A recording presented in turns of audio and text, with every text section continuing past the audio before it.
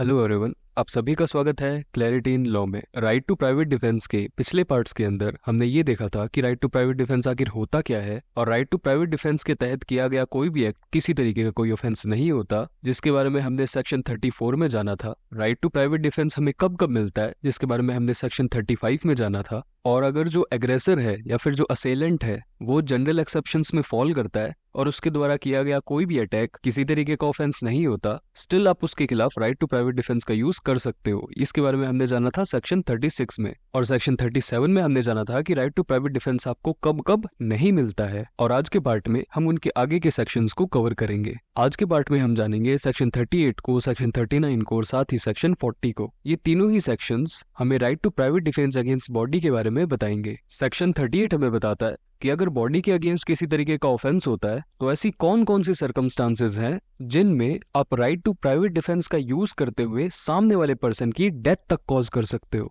Section 38 की bear language कहती है, the right of private defence of the body extends under the restrictions specified in section 37 to the voluntary causing of death or of any other harm to the assailant if the offense which occasions the exercise of the right be of any of the descriptions hereinafter enumerated namely। मतलब body को बचाने के लिए जो right to private defence है वो extend हो जाता है सामने वाले असेलेंट की डेथ कॉज करने तक, अगर उसने जो ऑफेंस किया है वो नीचे दिए गए किसी भी सर्कमस्टांसेस में फॉल होता है तो। लेकिन आपको याद होगा कि हमने सेक्शन 37 में कुछ रेस्ट्रिक्शंस को पढ़ा था कि आप राइट टू प्राइवेट डिफेंस का यूज कब कब नहीं कर सकते, तो रेस्ट्रिक्शंस यहाँ पे भी लागू होंगी।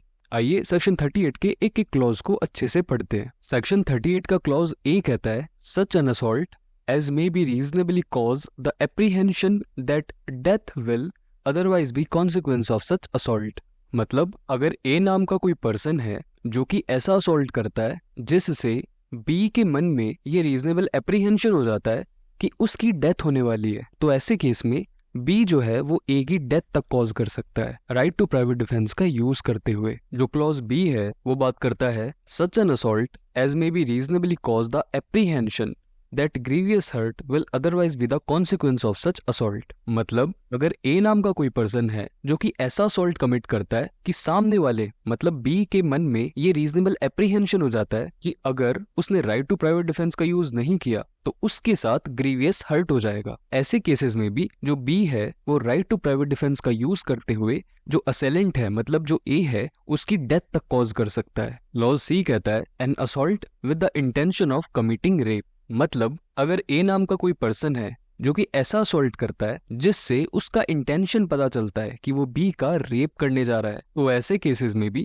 जो बी है वो ए की डेथ तक कॉज कर सकती है। यहाँ पे कर सकती है वर्ड मैंने इसलिए यूज किया क्योंकि बीएनएस के अकॉर्डिंग जो रेप होता है वो सिर्फ एक फीमेल का ही हो सकता है। क्लॉज डी हमें बताता है, an assault with the intention of gratifying unnatural lust. मतलब इस बार जो ए नाम का कोई पर्सन है वो एक ऐसा असॉल्ट करता है जिससे उसके इंटेंशन के बारे में पता चलता है कि वो सामने वाला जो पर्सन है बी उसके साथ अननेचुरल लस्टफुल कोई एक्ट करना चाहता है। और ऐसे केसेस में भी जो बी नाम का पर्सन है वो ए की डेथ तक कॉज कर सकता है। यहाँ पे कर सकता है ऐसा वर्ड मैंने इसलिए यूज किया है क्योंकि ग्रेटिफाइंग अननेचुरल लस्ट वाला जो ऑफेंस है वो मैन और वुमेन दोनों के साथ हो सकता है। क्लॉज ई हमें बताता है, an assault with the intention of kidnapping और अबडक्टिंग। मतलब इस बार जो ए नाम का पर्सन है वो एक ऐसा असॉल्ट करता है जिससे ये प्रूव हो जाता है कि उसका इंटेंशन बी को किडनैप करने का है या फिर बी को अबडक्ट करने का है। और ऐसे केसेस में जो बी है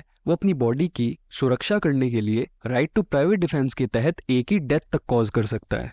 अब यहाँ पे एक ध्यान देने वाली बात है, देखिए किडनैपिंग भी ना दो तरीके से की जा सकती है, एक तो टेकिंग या फिर एंटाइसिंग। टेकिंग में तो आप सामने वाले को फोर्सफुली फिजिकली उसे किडनैप करने की कोशिश करते हो, लेकिन एंटाइसिंग में आप उसे समझा बुला के, अगर प्रॉपर हिंदी में बोले तो मोहक तरीके से किडनैप करने की कोशिश करते हो। लेकिन क्योंकि एंटाइसिंग वाले तरीके में किसी तरीके का कोई असॉल्ट नहीं होता और इसी वजह से एंटाइसिंग वाली जो किडनैपिंग है वो सेक्शन 38 के क्लॉज ई में फॉल नहीं करती। इसलिए एंटाइसिंग वाली किडनैपिंग के केस में आप किसी की डेथ कॉज नहीं कर सकते राइट टू प्राइवेट डिफेंस का यूज करते हुए। और उसी तरीके से जो अबडक्शन होता है वो भी दो तरीके से किया जा सकता है, या तो बाय फोर्स या फिर बाय डिसीट। सिमिलरली जो डिसीट वाला तरीका है उसमें भी किसी तरीके का कोई असॉल्ट इन्वॉल्व नहीं होता है, और इसी कारण से ये भी सेक्शन 38 के क्लॉज ई में फॉल नहीं करता। चलिए अब क्लॉज एफ पे चलते हैं।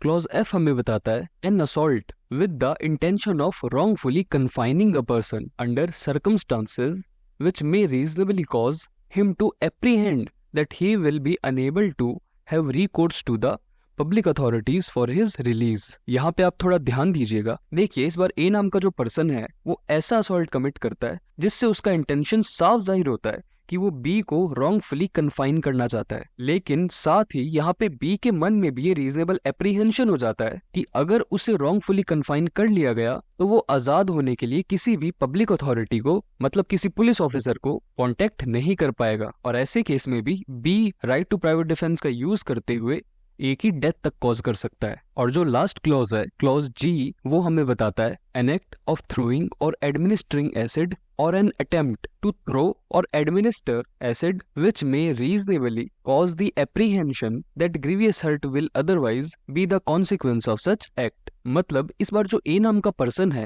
वो या तो कोई एक्ट करता है या फिर अटेम्प्ट करता है एसिड को फेंकने का, जिससे बी के मन में ये रीजनेबल एप्रीहेंशन हो जाता है कि अगर उसके ऊपर एसिड फेंका गया तो उसे ग्रीवियस हर्ट हो जाएगा। और ऐसे केस में भी जो बी नाम का पर्सन है वो ए की डेथ तक कॉज कर सकता है राइट टू प्राइवेट डिफेंस का यूज करते हुए। देखिए जी वाला जो क्लॉज है वो स्पेशल इसलिए भी है क्योंकि ए से लेके एफ तक जितने भी क्लॉजेस हैं उन सब में जो असेलेंट है वो असॉल्ट कमिट कर रहा है, लेकिन जी वाले क्लॉज में वो या तो एक्ट कर रहा है या फिर अटेम्प्ट कर रहा है एसिड को थ्रो या फिर एडमिनिस्टर करने का। और इसी के साथ आपने सेक्शन 38 को पूरी तरीके से अच्छे से समझ लिया है। अब सेक्शन 39 पे सीधे बढ़ने से पहले आइए हम कुछ कंसेप्ट्स को पढ़ लेते हैं। देखिए हम काफी टाइम से राइट टू प्राइवेट डिफेंस को पढ़ रहे हैं, तो इतना तो आप समझ ही गए होंगे कि राइट टू प्राइवेट डिफेंस को अक्यूज्ड यूज करता है, ना कि विक्टिम। मतलब जैसे अगर ए नाम का कोई पर्सन है जो कि बी नाम के पर्सन के ऊपर असॉल्ट कमिट करता है और B right to private defence का यूज करते हुए एक ही डेथ तक कॉज कर देता है। अगर ये केस कोर्ट में जाता है और इसका ट्रायल शुरू होता है तो यहाँ पे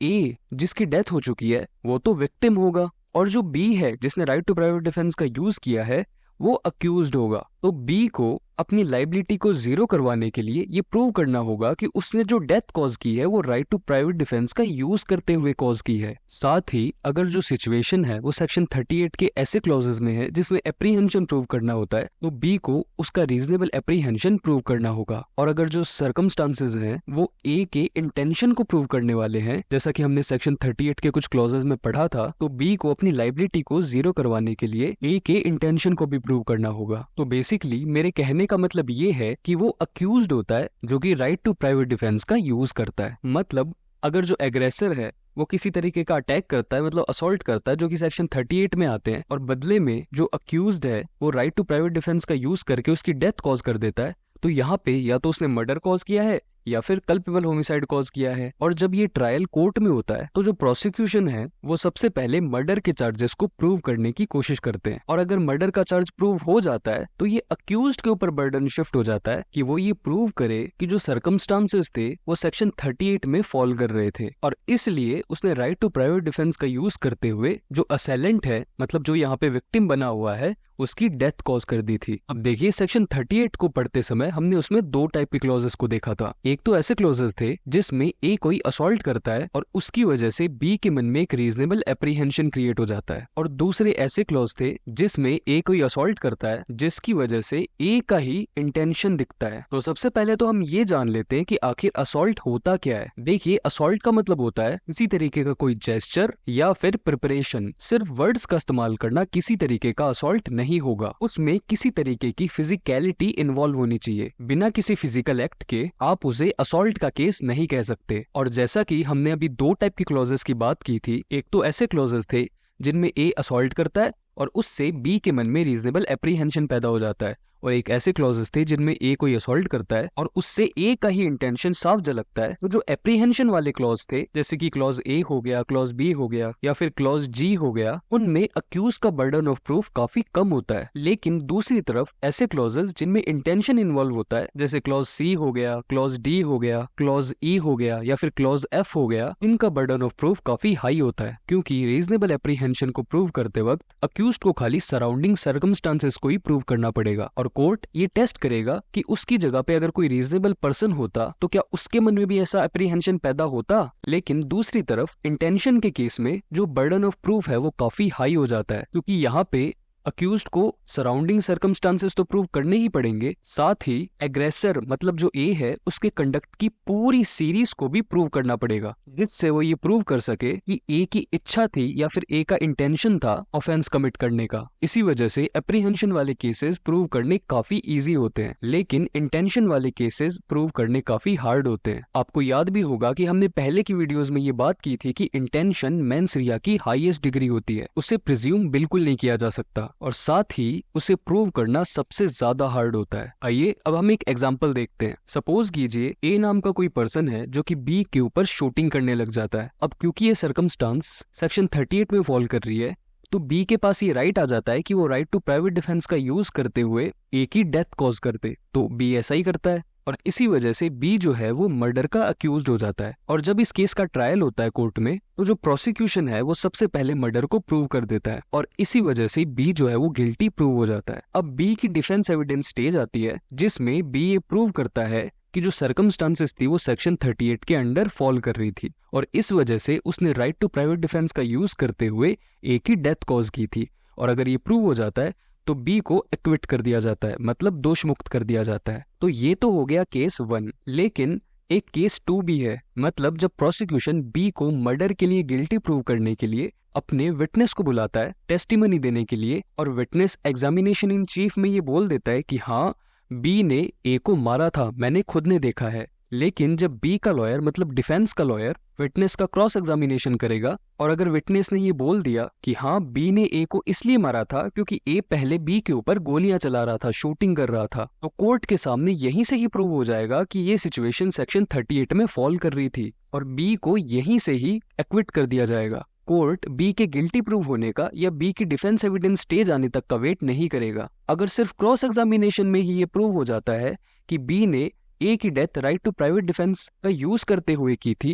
तो बी का एक्विटल इसी स्टेज पे हो जाएगा। और इसी बात को कहा गया था एक केस में जिसका नाम है Gotiput Venkat Shiva Subramanyam versus state of Andhra Pradesh 1970 supreme court. और ऐसी सेम सी बात दूसरे केस में भी कही गई थी जिसका नाम था Munshi Ram versus Delhi administration 1968 supreme court. इन केसेस में ये कहा गया था कि प्राइवेट डिफेंस की डिफेंस को लेने के लिए ये नहीं देखा जाएगा कि क्या प्राइवेट डिफेंस की जरूरत थी भी या नहीं, बल्कि ये देखा जाएगा कि क्या वो सिचुएशन ऐसे सेक्शंस में, ऐसे प्रोविजंस में फॉल कर रही थी जिनमें प्राइवेट डिफेंस अवेल किया जा सके। और साथ ही प्राइवेट डिफेंस के डिफेंस को आप डिफेंस एविडेंस स्टेज में तो ले ही सकते हो, साथ ही उसे प्रोसिक्यूशन विटनेस के क्रॉस एग्जामिनेशन में भी प्रूव किया जा सकता है। आइए अब हम सेक्शन 39 को पढ़ते हैं। सेक्शन 39 काफी सिंपल सी बात बोलता है, if the offence be not of any of the descriptions specified in section 38, the right of private defence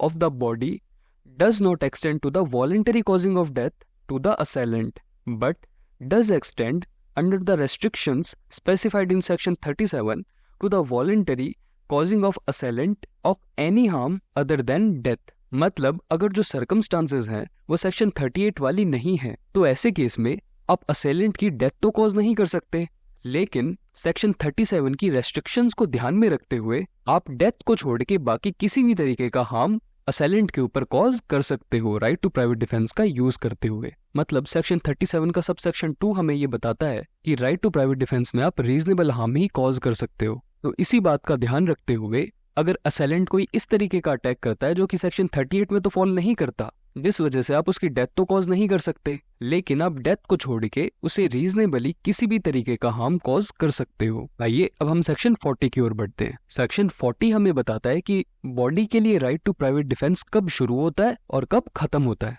the right of private defence of the body commences as soon as reasonable apprehension of danger to the body arises from an attempt or threat to commit the offense, though the offense may not have been committed, and it continues as long as such apprehension of danger to the body continues। मतलब अगर किसी तरीके का offence against body होता है तो आपका जो राइट टू प्राइवेट डिफेंस है वो उसी क्षण शुरू हो जाता है जैसे ही रीजनेबल एप्रीहेंशन ऑफ डेंजर शुरू होता है। फर्क नहीं पड़ता कि जो ऑफेंस है वो कंप्लीट हुआ है या फिर नहीं हुआ है, और ये राइट तब तक रहता है जब तक वो खतरे का एप्रीहेंशन चलता है। और इसी के साथ आज के सारे कंसेप्ट्स कंप्लीट होते हैं। आज हमने सेक्शन 38 को देखा। हमने देखा कि कैसे राइट टू प्राइवेट डिफेंस का यूज करते हुए आप अपनी बॉडी को बचाने के लिए डेथ तक कॉज कर सकते हो, और अगर सर्कमस्टांसेस सेक्शन 38 वाली नहीं होती तो आप डेथ को छोड़ के किसी भी तरीके का रीजनेबल हार्म कॉज कर सकते हो सेक्शन 39 के अकॉर्डिंग। और ये प्राइवेट डिफेंस का जो राइट है ये कब शुरू होता है